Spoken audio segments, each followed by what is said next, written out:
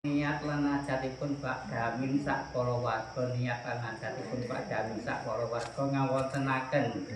rakitan ambungan sampun jangkep ngobrolipun ingkang sepindah anggenipun nenuwun kalih Gusti Allah ingkang maha rinten kelawan dalu gandeng ngawontenaken jenengan kala saperlu nantang kalani ibu bumi bapak kuasa bapak atan ibu kawa nandhangi sing kalane malih ingkang bakal kang cikal bakal sing bakalaken dusun kawang mriki nandhangi kalane malih sing nurunaken dinten jodoh dinten lawan daningan anti itu pekenan gasa ututi kang dasa sasirulah tang 8 windu kawan ingkang leres dinten Setu Pon mengatal saprelu kangge anggenipun maos kitab suci Al-Qur'an surat Yasin dalil lan dikir manfaatipun dipun kintunaken arwahipun mbah-mbahe lan yang-yange sing sampun mantuk dhateng zaman pelanggengan dipun dedonga Pak Damin dipun bantu biasa rumpunan. Nah,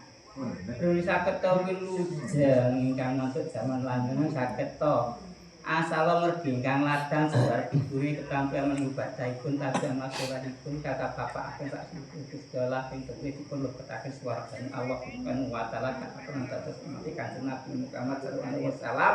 kosok wangsulipun Gusti Allah maringono berkah kawilujengan ketentreman keayeman napa ingkang dipun cipta rinten kelawan dalu Pak Dami saged bulan sampun manggih alangan tinggal punapa gampil anggenipun nyipta santan kelawan kedol lan nandhang skalane malih saperlu kangge mapakaken anggenipun megengan nujing dinten Setupon dumugi Selasa Kliwon lan nandhang skalane malih anggenipun badhe nglampahi siang dalem sak wulan sak kulawarganipun Pak Damin panuwunipun Gusti Allah maringono kekuatan, keselamatan, kejenjeman, kemarmon apa ingkang dipun cipta rinten kelawan dalu saged kinabdyan. Sampun manggih halangan tunggal punapa gampil anggenipun nyipta sentang kelawan tedha rinten kelawan dalu gandeng ngawontenaken malih. Mule metri golong songo lan sekul kakir api lan sengkul rames sengkala gedhe saperlu kang kangge ngatami anggenipun maos kitab suci Al-Qur'an surat Yasin dalil lan dikir manfaatipun dipun kintunaken arwahipun luhuripun Pak Damin sing sampun matuk dhateng jaman pelanggengan ngawontenaken rakitan ambungan sampun sampun malih anggenipun kintun donga simbah dalem dipun bantu tiyang sak rumpun yasinan ngawontenaken rakitan ambungan malih anggenipun mapake tanggal megengan Setupon dumugi Selasa Kliwon ngawontenaken rakitan ambungan sampun